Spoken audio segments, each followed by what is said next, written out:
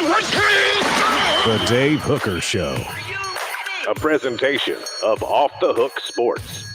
Objective insight, expertise, top guests. Available on YouTube, Apple, Spotify, and the Off the Hook Sports app. Download now for free. Also available on offthehooksports.com. I compute and obey. Now to Dave Hooker. Ready. Hello to you and yours. He's Caleb Calhoun. I'm Dave Hooker, and it is officially camp week. The Vols will open camp this week. They'll meet with the media on Tuesday, and then there we go. And I asked a certain person within the program, I said, when do you guys go in pads? Because that used to be a big deal. He goes, it doesn't really matter. We go in pretty much full, even without pads. So with the elimination of the freshman only day, which Caleb, you probably don't remember, that was in the late 90s. You'd have just the freshmen run out there, and they'll have a bit of an acclimation period. But for the most part, camp starts when camp starts. And that means it's physical. It is going to be high intensity. It's good to go. And that's the way colleges have to do it nowadays because they lost some of those acclimation days. So first of all, Caleb, how are you, sir? We've got a loaded show. I'm good. It's like the advent calendar for college football. That's what I call like the first week of fall camp. What is the advent calendar? Well, you know, like each Sunday in Advent in December leading up to Christmas when you go to church, like they recognize the first day of Advent and the Christmas. Oh, season. that thing on Bad Santa.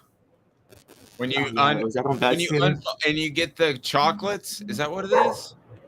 Was that it? I don't remember Bad Santa. I saw it once and thought it was overrated. I thought it was pretty good, but I don't know what that says about me. All right, so a lot to get to on the program, including the top stories of fall camp, and also we'll talk a little bit of recruiting as Tennessee might have some things shake out there later on the program. And also coming up today, we will have the players most likely to make a push in fall camp, and I've got a group of guys that I think will make a push. The top storylines, are going to include Joe Milton as well. And Joe Milton getting dissed a little bit by our buddy Mike Farrell, who did not have him among the top 25 quarterbacks in the nation.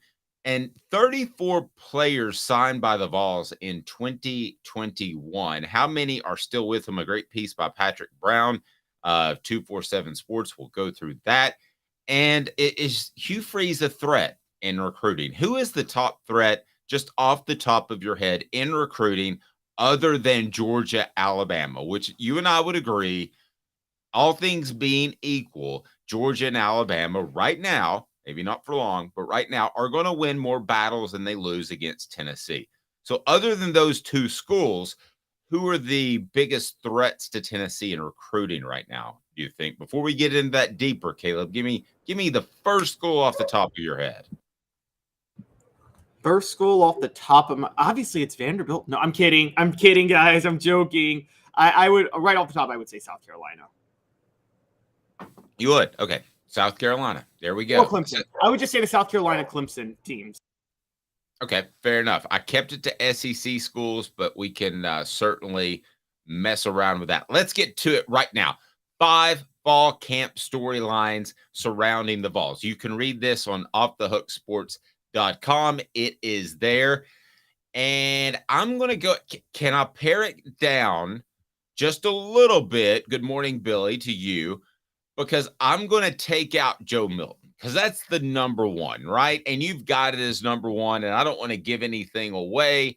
I don't want to give away the ending there, but how much has Joe Milton developed?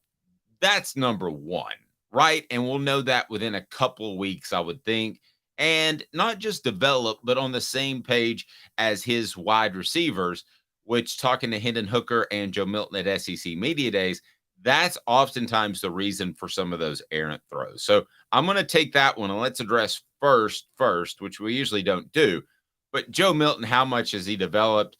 I don't know how much we'll hear during fall camp because they keep it pretty tight, but we'll see enough to know whether he's on the same page as his receiver. So that is the biggest storyline by far, correct?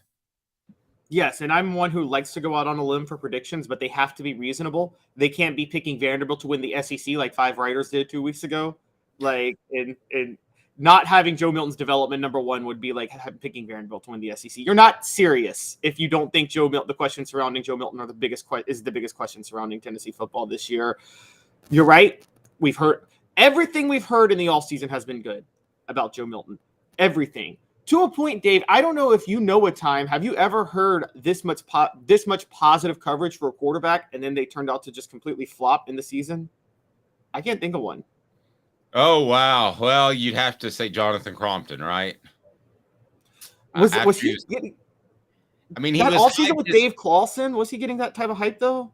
Well, he was hyped as a recruit and didn't pan out. Does that count? No, I know a lot of hyped quarterbacks as recruits that didn't pan out. I'm talking about quarterbacks that the all season you heard nothing but good about the quarterback in an all season, to the point to where like you've heard the rumblings on campus. You're closer to campus than I am at this point, and everything you've heard is it's as good as you could expect it to be with Joe Milton, and that's what I've heard too. Then I'll take Jonathan off the list because there was, Hurt coming in. There was B.J. Coleman when he was healthy. So you were always wondering, this is solely one quarterback that Tennessee expects to take over. And yes, we've heard absolutely fantastic things from Joe. But the other 4 questions fit right in with what we like to do, and it's called 4 Downs. And it's brought to you by Zen Sports, changing gambling in Tennessee. 4 Downs is now. 4 downs. 4 questions. 4 answers. The Dave Hooker Show. 4 Downs. A presentation of offthehooksports.com. So we're going to touch base on running back, linebacker, offensive line, and the secondary. The linebackers somehow avoided our spotlight, but we'll get to them eventually. So we'll start with first down, talking linebackers, and it's brought to you by Zen Sports, the new sports book in Tennessee, revolutionizing the way you earn sports betting rewards. That means no more deposit bonuses that turn into deposit nightmares. And you know what I'm talking about. On Zen Sports, what you see is what you get with their cash rewards program. You get a lot of cash. For a welcome bonus, earn an unlimited 5% cash back on your betting volume with your first 15 days when you sign up with the promo code HOOKED. That's right, unlimited 5% cash back. Keep betting, keep earning with up to 3% cash back on your betting volume every month after that. And refer friends to earn a percentage of their betting volume as cash rewards as well. Zen Sports bringing the cash back to Tennessee. So if you bet big on sports, you want to be betting on Zen Sports. Zen Sports betting just got better, and it got a lot better. I was playing with the app this weekend. Pretty darn cool. So let's get to it. First down. What down is it, Cooper Mays? Coop here. First down. Thank you very much. Will Arian Carter make a push at linebacker? So he did address linebacker. Who was I? What was I thinking? I guess I was thinking wide receivers. We don't have receivers in this group, but Arian Carter, will he make a push at linebacker? So unlike the old 4-3 or 3-4 days, we're pretty much talking about 2 linebackers. And Caleb, correct me if I'm wrong, but we have a pretty good idea who the top 2 are, right? Yes, we pretty much expect it to be Keenan Peely and Aaron Beasley. It was pretty obvious Tennessee took Keenan Peely specifically to replace Jeremy Banks, and Aaron Beasley is a returning starter. So, yes, those 2, we expect them to start. So, what do you define Arian Carter making a push as? Because he will make a push. He will get on the field. I even wonder if he's athletic enough in some running downs to maybe slide into that nickel position and have a little bit more of a traditional 4-3. That's me going out on a limb. That's nothing I've been told. But will Arian Carter make a push in preseason camp? Yes, I think he will, and that's exactly what I predicted. I think you might see Tennessee do more traditional 4-3 defenses this year.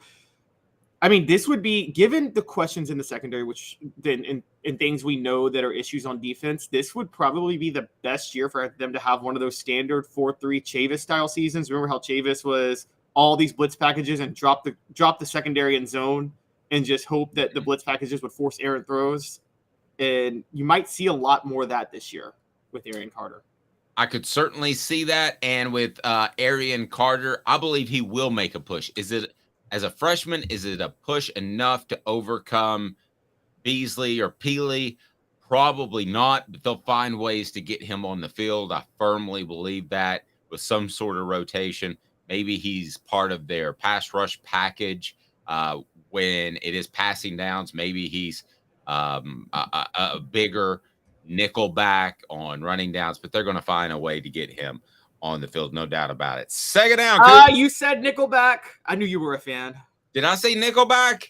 You said Nickelback. Well, I found a good band over the weekend. Portishead. Have you heard of them? No, I haven't actually. Check them out. I'm getting hipper. I'm getting hipper by the day. Second down, Coop. Cooper Mays here. Second down. All right. Superstars at defensive tackle. I'm going to tell you, you tell me who can be a superstar at linebacker or defensive tackle, excuse me. And I'm going to tell you who should be if he's mentally ready. And this comes from people with inside the program. I mean, I think the clear one is Amari Thomas. Josh Heupel didn't send him to SEC Media Days for no reason. And I mean, I thought that he proved himself good last year. He proved himself to be a good defensive tackle. But he's got the experience, he's got the production, and he's got the size. What's holding him back from being a superstar? Okay. I think he'll be a starter. I think he will be, in my Tony Bennett voice that somebody asked for, he's going to be a crazy good cat on the defensive line. But I think that there is only one superstar right now, physically, that could take over games. I think that's Elijah Simmons. And I know that he was asking about Bennett, not Tony Bennett. Okay. Sorry. Bennett Warren, the recruit. Bennett Warren, the recruit. Okay. Sorry. I thought he wanted my Tony. I was so happy about that. Okay. We'll get to Bennett Warren. The guy who should make the biggest impact, the most physically gifted, is Elijah Simmons. As somebody told me within the program, he should be putting people in trash cans on a regular basis. So is he agile enough for that, though? Wasn't that always the question with Elijah Simmons, that he could, because he's in a 4-3. Yeah, I was told he's one of the, now that Darnell Wright's gone, he is one of the more athletic big men on the team. So we'll see if he takes that step. He needs that angry edge, and he's a nice guy and he sings the national anthem, and that's fantastic. But he needs the angry edge, Caleb. And if he gets that, Albert Hainsworth didn't have that when he showed up to the NFL. And Jeff Fisher says, you just got to get angry during plays. Now, that went a little bit too far. Did he start stomping on players' eyes? Yeah, against the Dallas Cowboys. But he said he would flip a switch and he would almost see red during the game. Elijah Simmons needs to talk to Albert Hainsworth. And I think the problem is, those players sometimes have trouble turning it off. Like Albert Hainsworth, like you said, he probably was zen at the NFL because he had some issues in college, i.e. chasing Will Offenhuser with a 10-foot pole. And so, greatest practice moment of all time, and it's not even close. He says he was missing the Tony Bennett. Well, you got it back, you grease gats. All right, so I think it should be you use the word superstar, not me. Okay, you didn't say best defensive tackle. You use superstar in your column. That should be Elijah Simmons, based off what I'm told. So we got what down are we, Coop? I lose track of downs. That's why I keep you around. Tennessee center Cooper Mays here. Third down. All right. Third down, the offensive line rotation. What will it be? How do you see that shaking out, Caleb? My prediction is there's still the same alternation that happened between Gerald Mincy and J.J. Crawford last year at left tackle. It's going to happen at right tackle because based on what reporting we've heard, even though Gerald Mincy's better, he doesn't seem mentally equipped to lock down that spot for the whole season yet. He just doesn't seem mentally there to be able to do that yet. May I sound like a broken record because I asked about those two guys last week. Mentally equipped or not, I don't know, but he needs to be meaner than darn it, just like Simmons. He needs to be meaner than darn it, either get it and move forward and be a great player. He is significantly more gifted than Crawford. So they're either going to have to go with the guy that is not as gifted, but plays hard all the time, or they're going to have to go with the guy who is more talented, but might misstep and might not be aggressive because of his uncertainty. So I can tell you that's the question at right tackle from within inside the program. What else you got? Okay, so then we go to the left side, and I think John Campbell Jr. is going to lock down that left tackle position. I don't know what you've heard, but I do think he's going to lock. So it sounds like left guard is the biggest question then. Andres Carrick, maybe? Would you say him? I think it'll end up being Carrick. I think Jordan Addison has a lot of ability to play somewhere, but again, he has to that switch has to flip in which he's physically mean all the time. They got 2 or 3 guys up front that need to be meaner. But if I had to put my money on it, I would say Carrick at left guard. And then, of course, Cooper Mays at center. And then what do you think of right guard? That one's obvious. Javonte Spraggins. Yeah, it's Spraggins. No question about it. But I think you got questions at left guard and right tackle based off a conversation that I had with somebody within the program just last week. So there you go. Inside information that we bring to you each weekday at 10. Brought to you today by Zen Sports. So we're already at 4th down. Man, we're running faster than the Josh Heupel offense. Tennessee center Cooper Mays here. 3rd down. Oh, that's 3rd down. All SEC center Cooper Mays here. 4th down. Thank you, Coop. Get the snap count correct. Come on. Who steps up this in is the the Missouri-Colorado 1990 game. Exactly what I was thinking. We spend too much time together. Who steps up in the secondary? It's the question. It's the question of the year for Tennessee. Save the toughest for last, did I? So Tennessee returns a strong safety in Jalen McCullough, who has some legal issues, so we don't know when or if he'll see the field this year. He should, I think, but that's a different story. Wesley Walker came on strong at free safety last year. So I'm going to go Wesley Walker. I think Wesley Walker is the most sure bet to kind of break out this year at safety for Tennessee. What do you think about Danico Slaughter? I hear they're thinking he's going to lock down a cornerback spot this year, and wasn't he alternating at nickel last year? Yeah, and he played some corner. This is not inside information, but I will ask about it since you brought up the question, and I feel a little unprepared. I think there's a star in him somewhere as a lockdown corner. Really? That's just watching his hips and what he did last year and hearing some stuff way, way back months ago. But I'll ask about him this week and see what I can figure out, and we'll have it later on the program for Danico Slaughter. But other than that, who are some candidates, Caleb? You're looking at Warren Burrell's back healthy after missing all of last year, starting with the Pittsburgh game. Have you turned into a thanks but no thanks guy for Kamal Hadden, or do you think that he has potential? I thought he had a lot of potential when he transferred from Auburn 2 years ago, but he was awful last year. And that number 1 cornerback. I'm pretty much a thanks but no thanks unless he proves me wrong, and I hope he does. But pretty much a thanks but no. I'm right there. So I'm just not seeing that. Who else? Yeah, I'm with that. So at that point, you go to Brandon. I'm looking at guys coming back first. Brandon Turnage. Are you thanks but no thanks, or do you see potential there? I see potential there. I see potential in a lot of these guys. It's just some of these guys have to go from starter to star, at least one. Yeah. And then you got Gabe Judith-Ali, the BYU transfer, who's going to be on the field. We just don't know where he's going to be on the field. And then you got the freshman, Jordan Matthews, Ricky Gibson. One of them got to become a star. Yep, absolutely. I agree. All right, it is time for what the H? And this is a big what the H for me. And a guy that we like and we have on the program on a regular basis and I think does great work. But what the H? What the? What was he thinking? Release the hounds. The Dave Hooker Show. Keep cool. A presentation of OffTheHookSports.com. Joe Milton left off of Mike Farrell's top 25 quarterback rankings. Wow, wow, wow. Let's dig into that. Brought to you by Andy Mason, AndyMasonRealEstate.com. With Andy Mason, you get the best price and the biz. Best price and service in the biz. AndyMasonRealEstate.com. I'm about to make a real estate move, so here we go.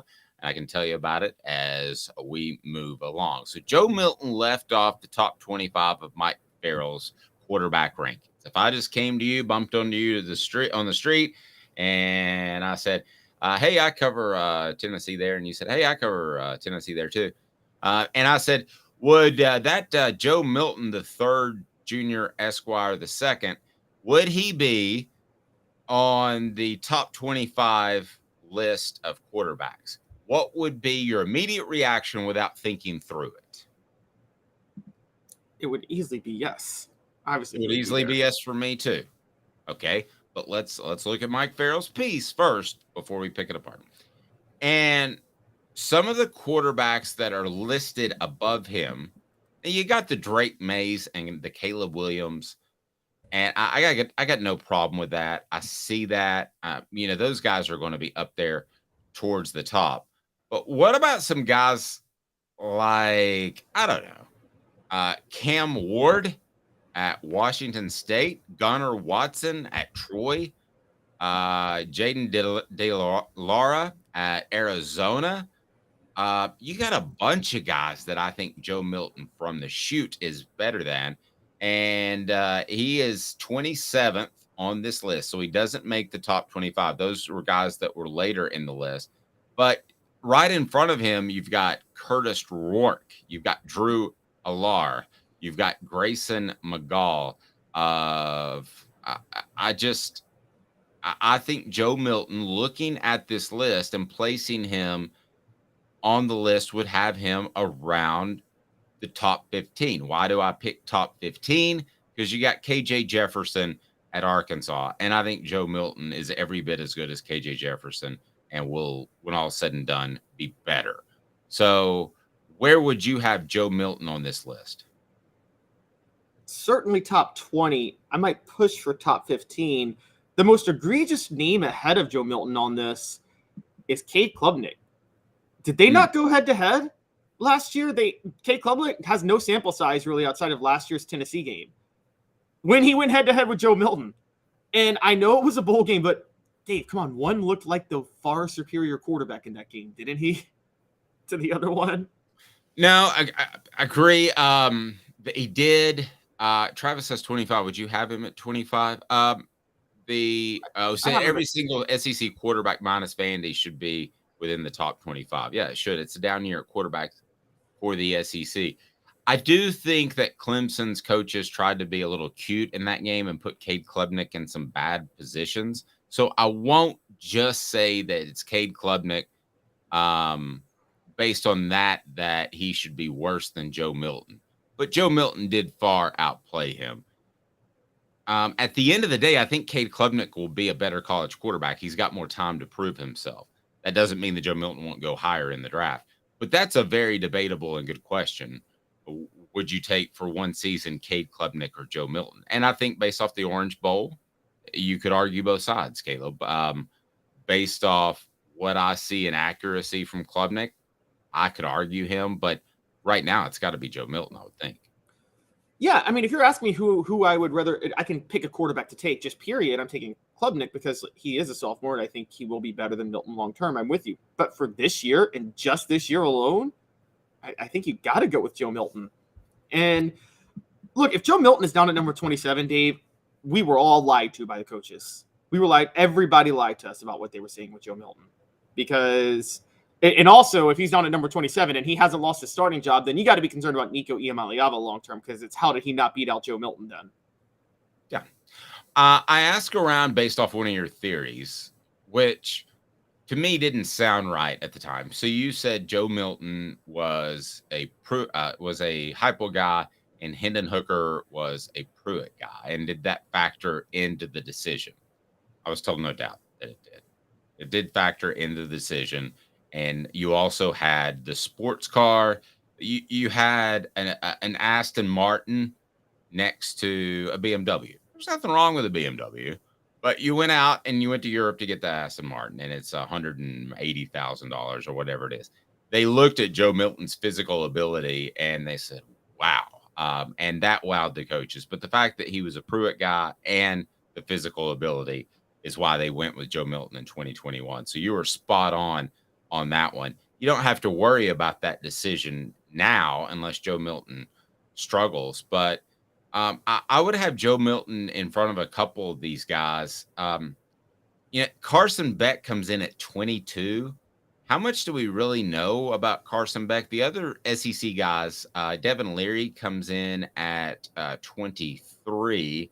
I mentioned, pardon me, KJ Jefferson in at 14. Going down the list, Drake May was number 1. Caleb Williams was number 2. Other SEC quarterbacks. Jaden Daniels, number 7. Or Caden Daniels. Yeah, Jaden Daniels. Daniels. I almost missed Jaden Daniels at number 7. Is he definitely the best quarterback in the SEC? I say so, Caleb, but I don't know that he is 7 spots better than KJ Jefferson. I mean, I guess if you like Jaden Daniels that much, you should like KJ Jefferson a little bit more. I'd take Jaden Daniels, but to me, I think Jaden Daniels enters the season the best quarterback in the SEC. Now, will he finish the season the best quarterback? I'm not sure. But KJ Jefferson had a bad drop-off last year. And Jaden Daniels, after that Tennessee game, that was a different Jaden Daniels after that Tennessee game last year. So we can't ignore what Jaden Daniels did in October and November. No doubt about it. All right, coming up. So I had a question from D. I thought Hooker was the Pruitt guy and Coach Hop got Joe. Yes, that is correct. Did I misspeak, Caleb? I think I got it. Maybe one of us accidentally said Pruitt with Joe. But yeah. Hooker was the Pruitt guy. Milton was the Heupel guy. And not just Pruitt. Remember, Kaden Salter was at Tennessee at the time, and he was kicked off the team because he had 2 arrests. Both were like nonviolent arrests for like weed. And I'm like, yeah, it was 2, so you had the reason to kick him off. But at the same time, it was a weed arrest. And a part of me felt Heupel didn't really want Kaden Salter, and this was a way for him to like take a strong stance on discipline for a quarterback that he wasn't really going to start anyway. Yeah, he got pulled over, and they said, that's a little case. You put your weed in there. Do you remember the old Saturday Night Live skit? I do not with that. Sorry. Yeah, everything, basically. They would go in a trinket store, and everything. Put your weed in there. Anyway, I tried to tell that joke over the weekend, and nobody got it either. All right, so how many players are actually still with Tennessee's team from the 2021 recruiting class? If I ask this question, you would say, there should be 12, 14. We should know a lot of their names. They should be big-time contributors. The number is not that high. As a matter of fact, you can do it on one hand. Nice piece by Patrick Brown breaking that down. We'll have the number of players still on Tennessee's class, or still on Tennessee's team from the 2021 recruiting class. And it ain't a lot. How about 2 minutes, and we'll have it broken down right after this off the Hook Sports. Sun, sand, and salt water, the beach is a very relaxing place. Unless you wear contacts. Ow! Open your eyes to the best the beach has to offer with LASIK vision correction from Campbell Cunningham Laser Center. Ah. Hi, Mike Davis here with City Heating and Air, reminding you to always dare to compare. Our team provides quality local heating and air service, installation, and maintenance across East Tennessee. We use only the best equipment like American Standard heating and air conditioning for your residential, new construction, or commercial needs. Honesty, dependability, and customer satisfaction have been the cornerstones of our business since 1961. City Heat and Air. Dare to compare.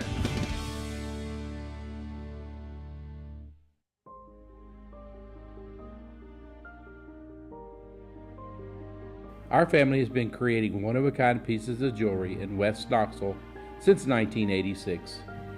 Each piece is a combination of unique processes that bring your idea to life. Every day in our shop, a truly special item with a story all its own is being manufactured in our facility, bringing the history and family sentiment into a whole new generation of life. We're grateful that you chose us to be Knoxville's best jeweler, a title that we value and respect. Because to me, being a jeweler and owning a jewelry store are not the same thing. I'm Rick Terry. I'm a jeweler, and we want to be your jeweler. Kingston Pike and Campbell Station Road in the heart of Farragut, and downtown on Gay Street right next to the Tennessee Theater. When you want a hard cider that's easy to enjoy, one that's crafted to perfection, you need Tennessee Cider Company. Some say it's the signature cider of the South. Others say it's the cure to your craving. They all say you'll savor every sip. With a selection of ciders free to sample, all it takes is one taste. Visit tncidercompany.com for more information, as well as to shop our ciders and merchandise online. Thirsty yet? Doors open at 10 a.m. Who's this guy? Hello, wizard. The Dave Hooker Show, a presentation of Off the Hook Sports, YouTube, Apple, Spotify, and the free Off the Hook Sports app. Back to Dave Hooker. Caleb Calhoun, how many players should still be on Tennessee's roster if there were no coaching changes, if there were no transfer portal the way it is now, from, let's go back to old school football, which is teams, isn't that old school?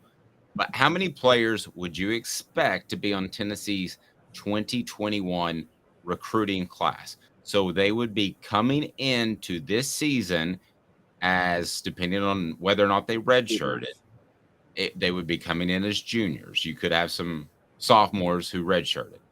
How many would you expect? And I'll give a little bit of a hint. 34 players either signed or committed. This is a good piece by Patrick Brown, my Go Vols 24/7. 34 players either signed or committed.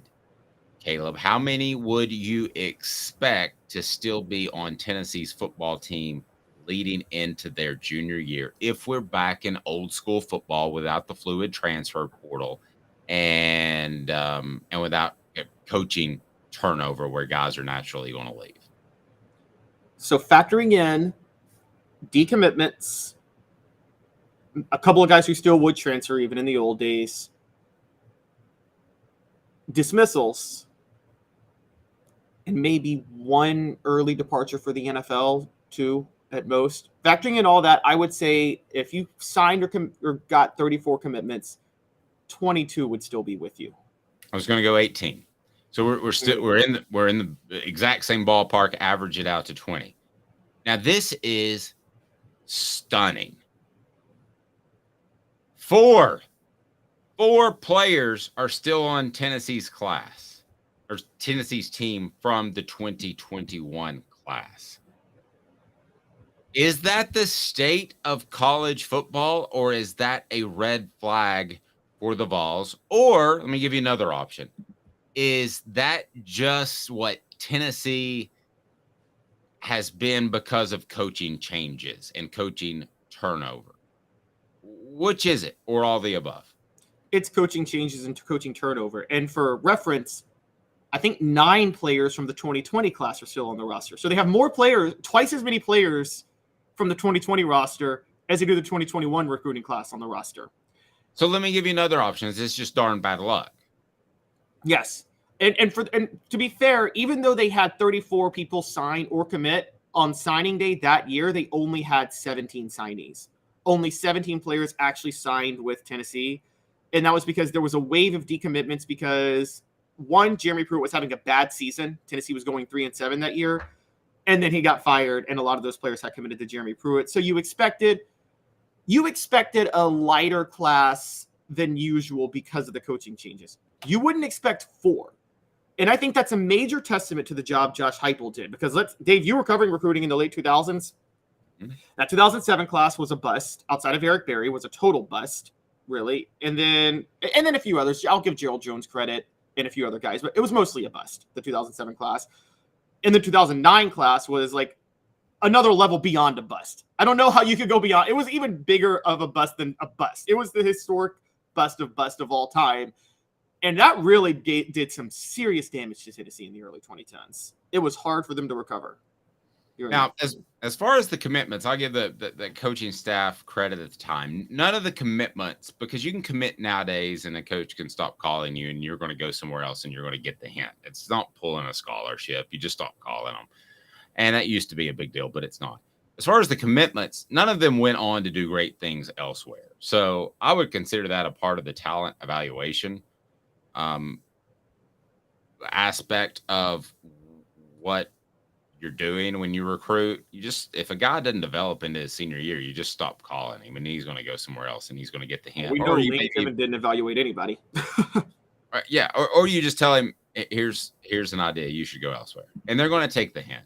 You're not pulling scholarships. That used to be a real no-no, but that's the way you handle it. That's the way you handled it 20 years ago. It's not that difficult.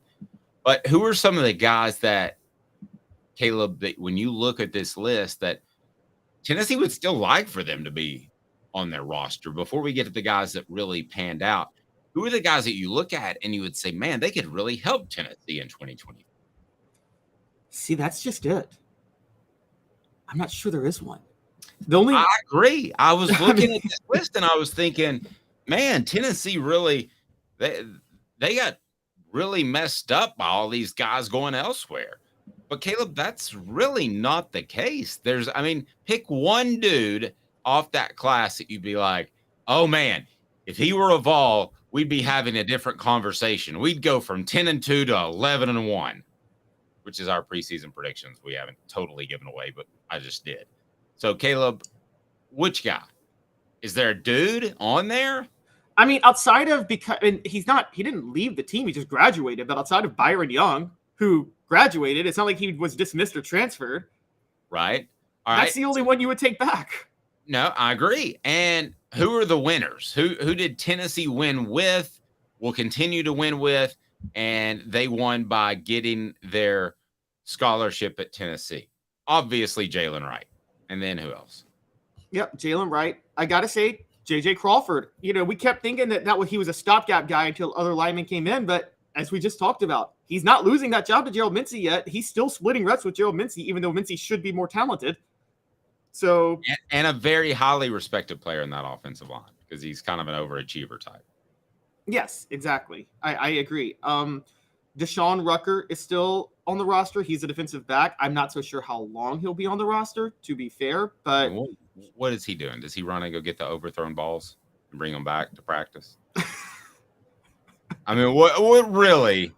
He has blocked a punt to his credit, but he's got speed. Which is usually because of everybody else that blocks a punt. When you block a punt, usually it's because somebody else did something right or it's schemed. But anyway, all right, who else, Caleb? I mean, and then Christian Charles, who I thought was a rising star cornerback, but he had speed, but couldn't really transition that to actually playing cornerback. No. And so, but so really all four of them are on scholarship. Congratulations. But it's J.J. Crawford and Jalen Wright. Yep. Hit that like and subscribe button. We want you to be a part of our coverage for football season. So excited to announce our lineup. We'll have regular guests, former Vols, and analysts each and every day. So we got a lot going on this week. And final stages of the Celebrate 98 book. Boy, that's been a bear. It's like having a child that you want out of your house immediately. That is coming out, and we'll have editions of that to give away. So we've got a lot going on in the fall. So hit the subscribe and also hit the like button. And if you haven't turned your notifications on, do that, because we'll have post-game. We'll have reacts from all kinds of recruiting that'll die down a little bit, but a lot going on in recruiting currently as kids are in preseason camp. So they're going to shut that down quite a bit. Travis said, here's a good name. Travis said, I really liked Eric Gray. I did too. Why did I think Eric Gray was going to be such a good player? And what's he doing now? Oh, I think he was a good player. He just he ended up going to Oklahoma, and Brent Venables went there, and Brent Venables. What did he do? I know he played significantly, but what did he do last year for Venables? I'm looking up the stats now, and he's with the Giants, by the way. He's teammates with Jalen Hyatt, funny enough. So to pull up Eric Gray last year with Oklahoma, he did have 1,366 yards last year, had 6.5 yards per carry, 1,595 total yards, 11 touchdowns. So he did have a nice senior year. He went in the 5th round of the draft, 172nd pick. Would he have been a better back last year than Jalen Wright or Jabari Small? Yes. Yeah, yes. Tennessee fans don't want to admit that, but yes. But that's not a knock on Jabari Small or Jalen Wright at all. And it's not night and day. Yeah, exactly. But he was a step better. He was a little bit more elusive, where those guys are more straight ahead runners. Well, Jalen has some wiggle, though. I don't want to short sell Jalen's wiggle. That's the issue with the running back market in the NFL right now. There is no night and day between running backs anymore. I mean, yes, some are better than others, but there's not a night and day difference at all. Does that filter down to college? Yeah, I think it does. I just think I talked about this last week. I think the problem with running backs is there are too many good ones now. They're just too, it's not like quarterbacks. Can I try to catch you off guard real quick? Sure. Who's the best running back in college football now? Best running back in right now. Right now. This second. Wouldn't it be Blake Corum, the Heisman candidate from Michigan? Yeah. Take Blake Corum, if you will. Who's second?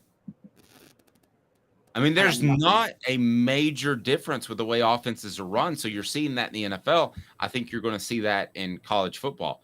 Would I rather have the group that Tennessee has as opposed to a air quote special back? Probably. Because you're risking injury if you rely all on one guy. I mean, what Tennessee has now in Selden, Small, and Wright is kind of a poor man's Garner, Hayden. Who am I putting together? There's two different. James Stewart, Charlie Garner, Aaron Hayden, Mose Phillips. Yeah. Yeah. You include Mose Phillips in that. He played fullback. But anyway. Because he had the greatest run I've ever seen. Oh, that's fine. That's fine. And then they kind of have a mini version of that going on. SC Scout guy said Bryce Thompson was on SC radio this morning. He said he always wanted to go to SC, but they just wouldn't let him in with his grades. He said Coach Pruitt said that wouldn't be a problem at UT. I don't at all doubt that he said that. I don't doubt that. I don't think that. I don't want to play the academics game because other than Vanderbilt, isn't every school going to pretty much let you in, especially schools that are rebuilding? They're going to find a way to get you in. All I know is we knew Bryce Thompson wasn't the smartest with the he was suspended the first 3 games of 2019 for it sounds like he had a major fight with his girlfriend and lashed out at her like across the dorm room for everybody to hear. And this was all about he was allegedly cheating because she found fake eyelashes in his nightstand that were not hers. But the rumors were that Bryce Thompson himself likes to wear the fake eyelashes, which no judgment. But if he was cheating and he left the fake eyelashes in his nightstand, you ain't very smart. How do you let yourself get caught like that? No, they're just rip-off things. It's not like you got a tattoo, right? I mean, yeah, exactly. When we were at SEC Media Days and Caleb was, bringing it down after a big coverage, he would just pull his right off. He would just pull his fake eyelashes right off. Oh, my gosh, Dave. And I was like, I thought they would stick more. And he goes, nope. You just pull them right off. I was like, okay, well, they look fantastic. They looked really good. Auburn flips 2 5-star prospects. Hugh Freeze is Hugh Freeze. Hugh Freeze might like escorts. Hugh Freeze might cheat. But Hugh Freeze can evaluate talent, and he can recruit. He got 1 from Alabama, 1 from Georgia. How big of a threat is Hugh Freeze? And that takes us to today's tough question. Today's tough question is, who is Tennessee's biggest threat other than Georgia and Alabama? So you would agree that Georgia and Alabama to overcome are the 2 biggest threats, right? They're going to win most of the battles. Would you agree with that? Yeah, they're absolutely going to win most of the battles. And the thing is, Tennessee, since integration, when has Tennessee been at its best in football? The late 60s when Bear Bryant had lost his touch before the wishbone, and the 90s when Alabama and Georgia were both disasters of programs. So, I mean, that's when they thrive, is when Alabama or Georgia are not thriving. I just noticed on my Twitter that one has a blue check mark and one has a green check mark. Do we have any idea what that means? On X, you mean? We have on the new porn site.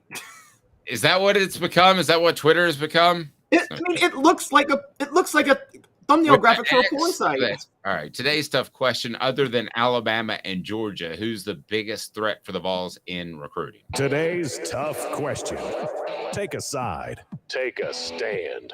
The Dave Hooker Show, a presentation of OffTheHookSports.com. All right, so here are the 4 schools that I chose this morning, and you can vote on the Twitter, and it's off the hook. It's OTH Sports Media or the Dave Hooker. One has a blue check mark, one has a green check mark. I have no earthly idea why. But the four that I put up there were Auburn, Florida, South Carolina. Auburn because it's topical after the weekend that Hugh Freeze had. Auburn, Florida, South Carolina, and who was the fourth I had up there? The fourth you had up there was Ole Miss. Ole Miss. Because you got the Lane Kiffin tie. All right, so give me the results so far of the Twitter poll that we put up there, because I'm getting musked with my navigation of Twitter right now. So what are the percentages right now? And we want to hear it on the message board. Go ahead. Good point by SC Scout Guy. I think the Auburn boosters have seriously opened up the checkbook. Amen to that, brother. All right, so go ahead and who do you think? Auburn, South Carolina, Florida, or Ole Miss are Tennessee's, other than Georgia and Alabama, Tennessee's biggest threats on the recruiting trail? Which would you pick between those four, Caleb Calhoun? My ranking would be the exact opposite of our listeners' rankings. Sorry, listeners, not supposed to berate your own listeners and your audience. Y'all are wrong. Like, y'all are dead wrong. Okay. Because they have Florida number one. I got Florida at the bottom. I was thinking South Carolina. That came to mind first at the beginning of the show, who they have at the bottom, and I have them in my mind at the top. But I've come around to Auburn, and not just because of this last week where they flipped 2 recruits. But here's the thing: Josh Heupel's recruiting, like on the trail, not in the transfer portal. The selling point's going to be his offense. Who can compete with Josh Heupel better than Hugh Freeze in terms of selling his offense to offense? Well, what about Lane Kiffin? I think Lane Kiffin is a great offensive coach, but I think Auburn is better positioned to recruit top talent than Ole Miss is. And so, and Lane Kiffin Lane Kiffin is selling himself as an offensive mind, but you know this, Dave. He doesn't have a signature offense. Now, that's great. That means he can adapt and he's a great offensive coach, but Hugh Freeze and Josh Heupel have a signature offense that they can sell that's proven. Florida has 52% of the vote right now. And they're old school, that's definitely right. Is it right now? Let's dissect. Auburn, 26% of the vote. Ole Miss, 10% of the vote. South Carolina, 5% of the vote. All right, here's why you should be scared of South Carolina. You have a coach there who's riding some momentum. I don't think it's going to last. Sorry, SC Scout Guy. I hope I'm wrong about Shane Beamer. I like him as a person. But they have some momentum coming off of last season that will help in recruiting. They have a coach that has openly said and believes that when it comes down to it, it is all about recruiting. He wants to be a CEO type like Philip Fulmer was, and he wants to be uber recruiter. I mean, Philip Fulmer sometimes would lead practice a little bit early during Vanderbilt and Kentucky week so he could make phone calls to prospects. And that was incredibly intelligent because Tennessee was so much better than Kentucky and Vanderbilt at the time. Then you go to Florida. Should you be concerned about Florida? Why? Well, yes, because you want to recruit in Florida, and Billy Napier is the detail-oriented coach. I think Billy Napier actually will end up recruiting well. I don't know if he'll be able to stay around long enough to reap the benefits of that. So I think you should be concerned about Florida. Auburn, to me, is the scariest one because of what SC Scout Guy said on our message board, and that is they're opening up the checkbooks. They're going to. They want that program to be significant. They see what Alabama is, and if you can even get in the ballpark of that, we're talking bukus of money. Not just athletically, but their enrollment's up something like 38% or something since Saban was hired. I mean, they're building new buildings to house more students. Ole Miss, that would be my least concerning on this group right now. Long term, maybe. But again, Ole Miss, there's a glass ceiling of what they have to offer compared to the other schools I've mentioned. So I'm not going to dismiss Florida as number one. I think it's significant. I think Florida and Tennessee will go head-to-head in several recruiting battles, probably a half dozen, 8, somewhere in there in the coming months. And I think Florida probably wins 2 or 3 of those, maybe even half. But Auburn is the one that I think should scare everybody in the SEC because Auburn is going to have playing time to offer. They're going to, I think the checkbooks are open, and Hugh Freeze is an incredible recruiter. Now, maybe some of that was done with money. Maybe all of it was done with money, but I don't think so. I think some was done. I go back to that class where they got Robert Kimdiche and they got Laquan Treadwell. They got the safety out of Mississippi. Suddenly, Antonio Connor, I believe it was. So they got Antonio Connor because he's in state. Treadwell had family that was nearby, and Kimdiche's brother played on the team. So those three made sense. Is Auburn going to start getting Laramie Tunsil? Laramie Tunsil, it made no sense that he went to the University of Auburn over, the University of Ole Miss over Alabama or Auburn. That was a pay guy. They paid him. I don't think they're going to be able to do that, but I would still argue that Hugh Freeze, 75% of a recruiter, if he doesn't have the cash to throw around, which he does because of NIL, I think he's a heck of a recruiter. I would probably have him as one of the top 5 recruiters right now in the SEC. Would you? Yeah, easily. And the thing is, Hugh Freeze is such a good recruiter. He was able to be selective about who he went for at Ole Miss. People forget this, but Hugh Freeze's offensive philosophy is, I don't want a receiver under 6'3". That's really the way he coaches and the way he goes about his offense. He wants all big receivers, and he purposely turned down smaller receivers who he could have gotten at Ole Miss, and he's doing the same at Auburn. Look, Josh Heupel is 1,000 times better of a human being than Hugh Freeze, but in terms of people who are like the most confident in their offense, it's Josh Heupel, Hugh Freeze, Chip Kelly. Those three, they know their offense is going to work regardless of who they have in there, and they can be selective because of that to a certain degree. And Hugh Freeze's offense does have a track record, and he beat Nick Saban twice. So whatever you think of him, I mean, the guy is a very good coach, and he hit his ceiling at Ole Miss. I don't know how long he's going to last, because, again, when you're a sociopath like Urban Meyer was, you can only last so long before it comes back to bite you. So I don't know how long he'll last at Auburn, but, I mean, you get 6 good years out of him. Dave, look at Florida. They had 6 years with Urban Meyer. They'll take those 6 years and what they got in those 6 years any day of the week. It is interesting on our message board how it's all over the place. Travis says it's always going to be Auburn. SC Scout Guy said, I think the Auburn boosters have opened up the checkbook, which I mentioned. Rocky Top Tom says Auburn and South Carolina. SC Scout Guy says, I think it has to be Florida. Rocky Top Tom says, wait till Florida shocks some people this year and they start getting some 5-star talent down there. That NIL is going to go nuts in Gainesville. And all fairness, with the Jaden Rashada thing, I mean, they had a quarterback on campus and they didn't have the ability to pay him, which was bizarre. Can you imagine a free agent like, I don't know, pick any free agent. Aaron Rodgers goes to the Jets and they say, we're a little short on cash. I mean, that is just so amateur. And that's what happened at Florida. I was told by Frank Frangie, who covers them, they've got their act together and it's getting better. SC Scout Guy says, I think Florida, if they get their act together, will be the biggest threat for big 5-star players.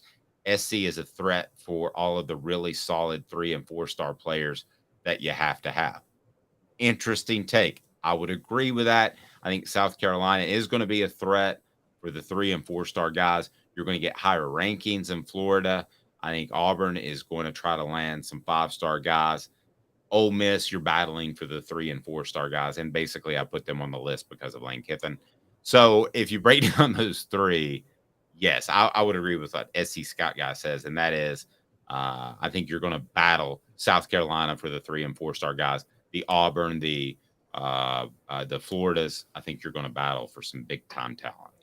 I don't think you're going to battle Florida much because I don't think Florida's leaving the state of Florida anytime soon. And I don't think they're going to have to. If they can get their act. But I think Tennessee has to go into Florida. Okay, so they might battle Florida for a couple of guys from Florida. That might be true. But I think Tennessee's going to battle Georgia and Alabama. Auburn and South Carolina more. Again, they even in their heyday, Dave. I mean, like, think about it. In the 90s, yes, Steve Spurrier was the biggest threat, but Tennessee's talent came from Georgia, Alabama, South Carolina, and within the state, where Spurrier relied on Florida guys. One thing that's scary to me about Florida, and the reason I say they're not going to go national anytime soon and won't have to, we just talked about Miami. For those who don't know, Miami's got another booster facing serious legal issues. Could really hold the program back. They could get in trouble again, even in the NIL era. And Miami and Florida State are stuck in the ACC. And as long as they're stuck in the ACC, Florida's got the massive advantage because, again, $17 million payout for Miami and Florida State, $51 million payout for Florida. Who's going to have more NIL money to get the Florida recruits? It's not even close. No, you would think so. And I do think Billy Napier is going to have more success based on people I talked to than I did this time last year. But I don't know that, again, he's going to be there to reap the benefits of that. You got some Vols dominating NFL camps. Let's touch base on Darnell Wright first. And I noticed this over the weekend too, as did you. What news did Darnell Wright make? Because it's pretty impressive. So Darnell Wright accidentally went through the wide receiver workout program that the Bears have rather than the offensive line workout program. And this 6'6", 335-pound offensive tackle reportedly crushed it with the offensive line workout. I mean, with the wide receiver workouts. Crushed it. And that's insane. I mean, we talked about how much of a natural athlete he is. Dave, this is some rare stuff. I was asking my brother on the weekend, could he be the best NFL offensive tackle from Tennessee ever? Like, could he surpass Jack Clifton? Well, I mean, historically, you would have to say probably not, right? I mean, it's just that's pretty. He would have to. Chad Clifton has the title right now. If you look at NFL production. No, I agree, but you would have to say. I mean, you would have to say he has to move to left tackle, right? Just because we can't say a right tackle. I mean, yeah, okay, that's fair. But I mean, this is freakish what he's doing right now. Yeah, I think you got to watch two things. I think you got to watch. When he gets that big contract in 3-5 years, he's going to get a big re-up, and you have to see how he responds to that. I mean, let's give Chad Clifton a lot of credit for his longevity, but guys had to have good longevity to have financial freedom. They weren't getting the contracts that paid them, $30 million guaranteed. So I always wonder about players when they get that first big contract. I've seen a lot of players get stupid contracts as a Dallas Cowboys fan. And I've seen them go downhill quickly. Not saying that's going to happen to Darnell Wright or anybody else, but sometimes you get that contract and you get even hungrier. Sometimes you don't. So I think that would be the next evolution. But are we having the conversation, as long as he's healthy, in 5 years that he's one of the best offensive line prospects to ever come out of Tennessee? I'm all on board with you there, and I think you would be as well. Yeah, I think this is – I'm trying to remember – and he's the highest Tennessee offensive line draft pick since Charles McRae and Antoine Davis, I think, in 1991. And I mean, that says something. I mean, the guy is incredible. It's funny you say about the 1 year. I just went back to baseball. The funniest thing about the steroid era was when you had a random all-star for 2 years, got a big contract, then he played awful the rest of his life. And it's like, oh, he did steroids to get his big contract. And then he's like, I'm not doing steroids anymore. I'm not going to risk that on my body. I got the money. Or even guys that just don't care about winning as much, like Albert Pujols. I mean, he still put up great numbers, but if he just stayed at St. Louis, they'd build the biggest statue in the history. It'd be bigger than the Arch. That contract he got from LA had the most ridiculous stipulations in it that were so hilarious, like a personal bathroom cleaner. And well, everybody needs a personal bathroom cleaner. Just some of us marry them. All right, former Vols also doing well at the training camp. Tell us about Jalen Hyatt, who is fast. Jalen Hyatt is very, very fast. Ricky Bobby would be very proud. Jalen Hyatt going fast. Wants to go fast. Yeah. He recorded a speed of 24 miles an hour, according to NFL Rookie Watch, at the Giants training camp. The fastest speed in recorded history to that point was Tyreek Hill at 23.2 miles an hour. Now, Dave, tell me, 0.8 in a 40 time is a significant difference. Oh, huge. I don't know if it's the same with miles per hour, but it seems like 23.2 versus 24 is a gigantic gap between Jalen Hyatt and everybody else. I also don't know. I mean, because his 40 time was what, 4.49? Yes, but remember he was hurt when he ran that 40. Okay. But I still got questions about his immediate get off. I mean, is he going to hit top speed often if he's running different routes, or are they going to make him like Alvin Harper, who just basically ran the fly route to stretch the field every single down. Well, if the Giants have the ball on their own 1 yard line, then they need a touchdown. He takes off sprinting. They got Daniel Jones just chucks it. Yeah. It's a touchdown every time. Yeah, I mean, there's no question he's fast. He's top end fast though, which would be the only thing that would concern me as a Giants fan. Is he going to be? You can't move the ball with him as a possession receiver. Yeah, you can't move the ball. That's more Tillman, right? I know I make the comparison a lot, but I thought Tillman and Hyatt last year would be Michael Irvin and Alvin Harper. As it turns out, Jalen Hyatt had to do a lot more, and we didn't see what Tillman truly could be because of injuries. But one guy was the underneath guy. One guy was to take the safety off the top. And I think Jalen Hyatt brings that to you. Now, is Jalen Hyatt, who admittedly has said that he wasn't all in football before the 2021 season, does he get frustrated if he's running fly routes and catching 1 or 2 balls per game, as opposed to the guy who's running a bunch of underneath stuff and he catches, 8 balls a game? Is he going to be happy with that? Because Alvin Harper wasn't, and went to the Tampa Bay Buccaneers, and that was a disaster where a trainer accidentally cut off part of his pinky when he was taking off a bandage. You didn't know that, did you? I did not. That's the same thing Tyrod Taylor had happen to him a couple You years never ago. you never want a trainer or a doctor to say, "Oops." That's probably what that guy said when he cut off part of his pinky. Oops. And this isn't Jason Pierre-Paul. Alvin Harper kind of needs his pinky to catch balls, doesn't he? Like, you kind of need that. Yeah, Jason Pierre-Paul can be the penguin from Batman as long as he wants to, but that doesn't affect him nearly as much as a receiver. You get that? We had the 3-finger thing going on. For those Batman Returns. Yes, Batman Returns was very good. Yes, the worst Batman series of all time. The whole Tim Burton Batman series was trash. But yeah. Oh man. Show for another day. Tennessee's top offensive lineman and who they produce. Smoky hot takes coming up next. The 10 greatest seasons in history by a Tennessee offensive lineman. 2 minutes, and we're back with Caleb Calhoun on Dave Hooker off the Hook Sports. To own the more that owns every job, then get to Vassey Lawn and Garden in Cleveland and get you a Toro. I'm David Vassey, here to talk to you about Toro. With a Toro Zero Turn, you'll get more out of every minute and you'll reach the finish line faster. At Vassey's, we like to say, no matter if you're mowing 3 acres a week or 11 lawns a day, homeowners and business owners alike find confidence in equipment they can trust from top to bottom. Vassey Lawn and Garden, Highway 60 North in Cleveland. Man alive, it's worth the drive. Hi, Mike Davis here with City Heating and Air, reminding you to always dare to compare. Our team provides quality local heating and air service, installation, and maintenance across East Tennessee. We use only the best equipment like American Standard heating and air conditioning for your residential, new construction, or commercial needs. Honesty, dependability, and customer satisfaction have been the cornerstones of our business since 1961. City Heat and Air. Dare to compare.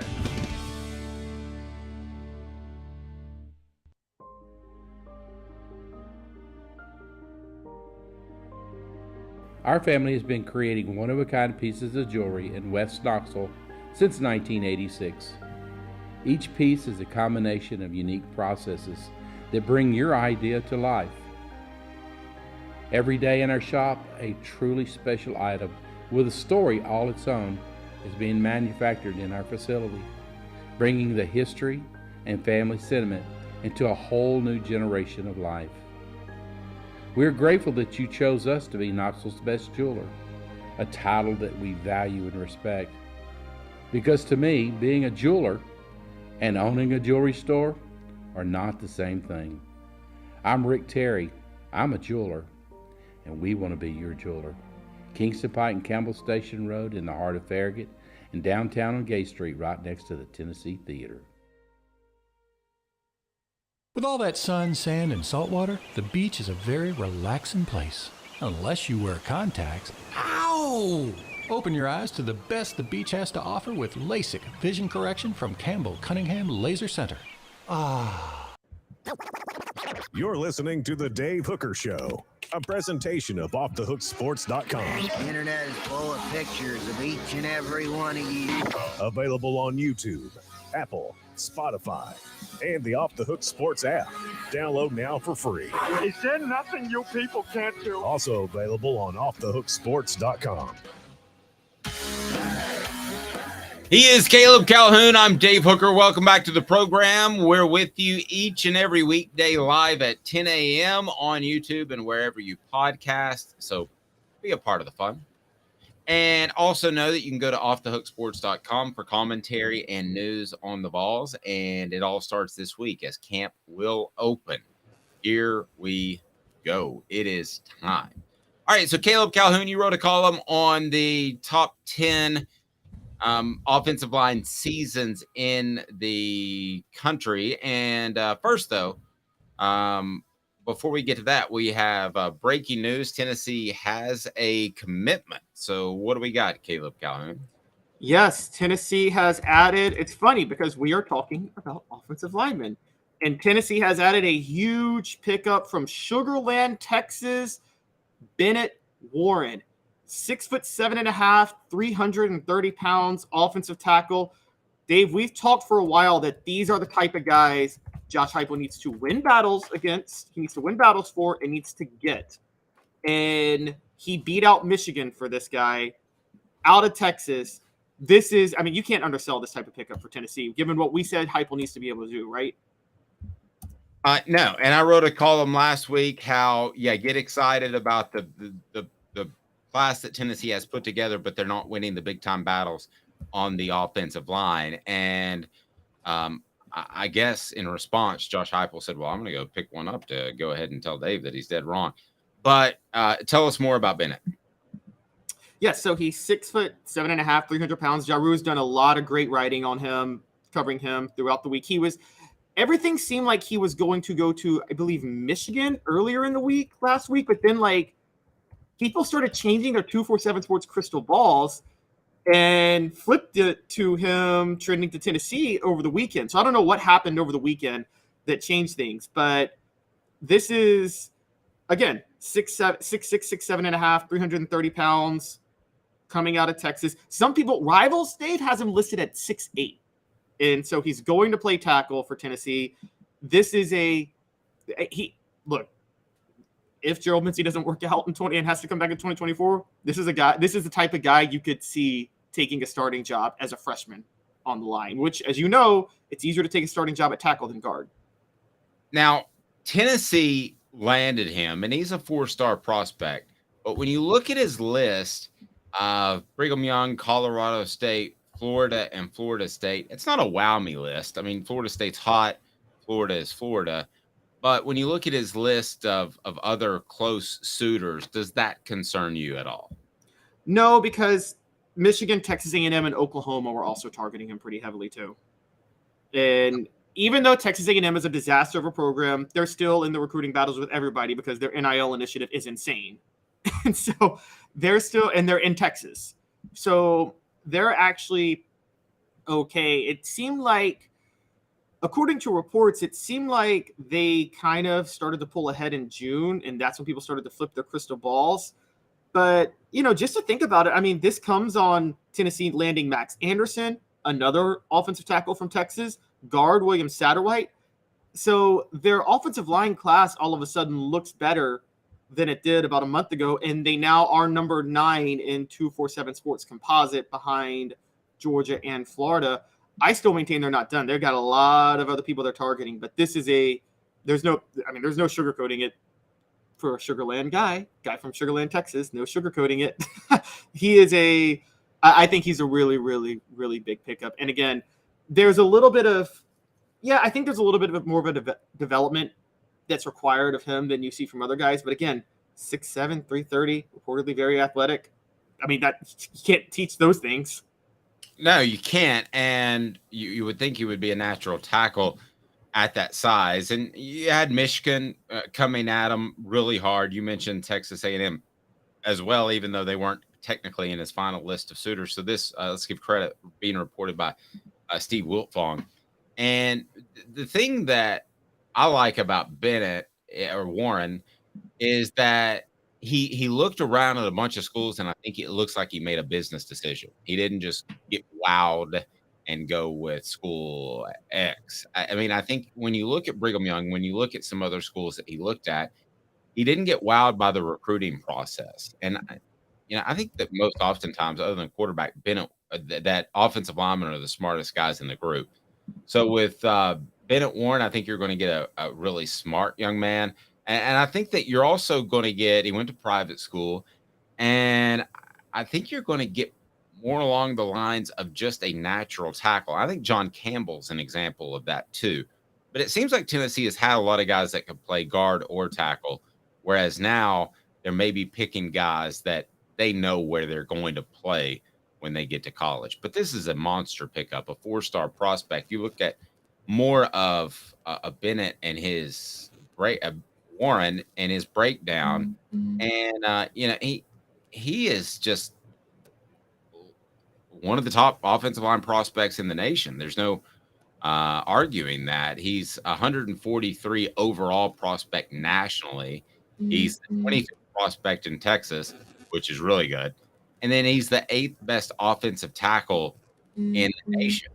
Now, listen, guys, I've told you the one potential Achilles heel for Tennessee right now in their growth is next year when they potentially have to rebuild an offensive line that had some Pruitt guys on, and not Pruitt if you want to, but he was good at evaluating talent, and he also liked mean streaks, which he got, particularly with Cooper Mays. And then you've got Bennett Warren, who I don't know if he has a mean streak or not, but that's a guy you went out and targeted and got. And I think it's just a monstrous get by Tennessee. Yes, and he is, depending on which service you go to, he actually is considered as high as potentially is the number 1 offensive tackle in the state of Texas. It's 1 or 2. 247 Sports generic has him number 1. 247 Sports Composite has him number 2 in the state of Texas, behind Blake Ivy, who is from League City, who's trending to Texas A&M. But either way, a top 2 offensive tackle in the state of Texas is, I mean, that's really, really good. That's exactly the type of offensive lineman you need. I don't know if this is updated or not, but to me, I'm looking at the 247 Sports, and I've got him number 5 offensive tackle, and the Composite number 8. So well, that's nationally. I'm saying nationally. In the state of Texas. Yeah, in the state of Texas, number 2 offensive tackle and number 1 overall. Now, Rivals, I'm pulling up Rivals right now, and Rivals has him the number 16 offensive tackle. But Rivals names everybody a tackle on the line, so they're a lot less specific. But they have him the number 44 player in Texas, so a little bit lower with Rivals. And if you were going to go to On3, which I do take into account now and some value, I believe he's the number 29 ranked offensive tackle, or number 29 ranked player in Texas, number 13 ranked offensive tackle. But again, 247 Sports Composite, which takes all these things together, has him at as the 2nd best offensive tackle in Texas and a top 10 offensive tackle nationally. Yep. Tough not to get excited by him. And you said that moved them from 10 to 9 in the national rankings? Yes, but I'm looking at it now, and I think it might move them higher because I don't believe these national rankings are fully updated, actually. So I think they might have been 9 before the day started. They were 10 when I wrote about that they needed big guys last week. Right. But they could have moved up because another team lost a decommitment.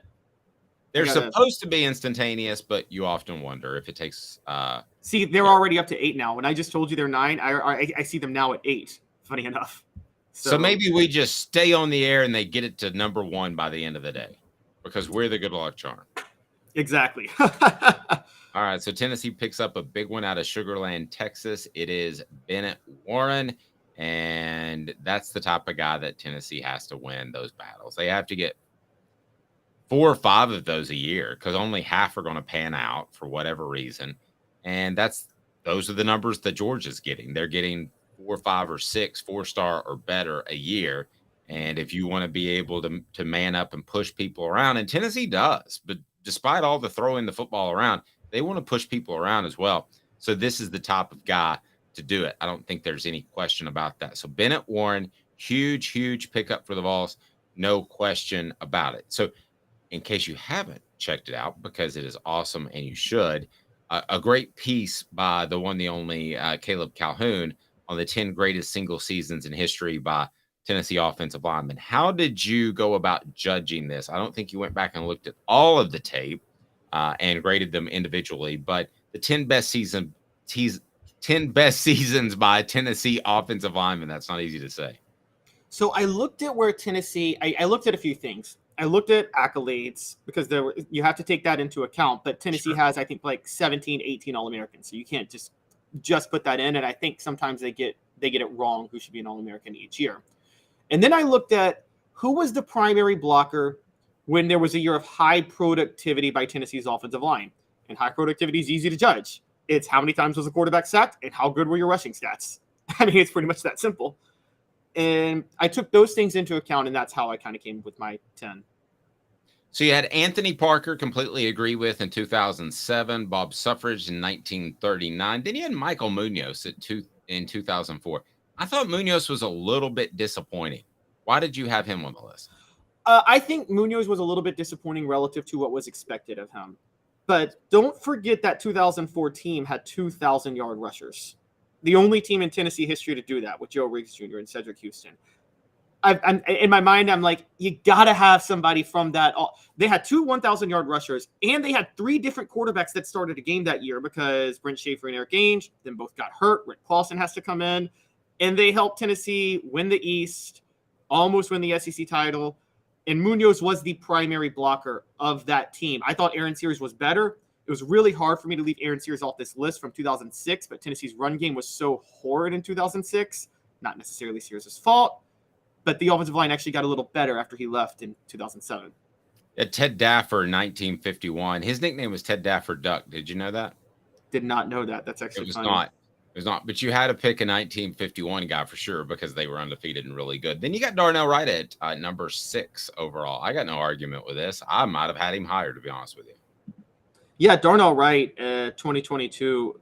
I couldn't. It's shocking to me when I looked at Tennessee's All-Americans that he wasn't an All-American this past year. I mean, I thought the Will Anderson. Again, voters are prisoner of the moment. If the Alabama game happens in November, Darnell Wright's an All-American, isn't he? With what he did to Will Anderson. Like, if that game happens November the 18th, Darnell Wright is a first-team unanimous All-American, no questions asked. Yes. And, yeah. So, I think Darnell Wright, I have him. I could have had him higher. There's some others that are crucial, but yeah, I thought number 6 was fair. Ted Daffer blocked for the first Heisman runner-up in Tennessee history, Hank Laricella, who should have won in 51. There you go. Chip Kell in 1970. You had Fred Weary. I got no argument with that in 2001. Bob Johnson, 1967. Cozy Coleman in 1998. I might have had him number 1, but you had Eric Still, 1989. Why Still over Tillman or over Coleman? Well, Coleman, I thought Coleman was a collaborative effort between Coleman and Chad Clifton, honestly, on that side. And both were amazing, by the way. And I thought Coleman was better, so I gave it to Coleman. But Eric Still was the primary blocker for the 89 team that switched quarterbacks with Andy Kelly to Sterling Hinton Sterling Hinton to Andy Kelly. And Dave, that's the greatest rushing season in Tennessee football history, if you look at the numbers. And they went from Reggie Cobb to Chuck Webb seamlessly. No issues. Charles McRae, Antoine Davis were both bigger NFL stars and were on that line. But in college, Eric Still was the star blocker for that group. Yep. Monstrous pickup again for Tennessee. Bennett Warren is Tennessee's newest commitment, 4-star offensive line prospect out of Sugar Land, Texas. Big stuff. Go to offthehooksports.com for more. He's Caleb Calhoun. I'm Dave Hooker. This has been a presentation of Off the Hook Sports.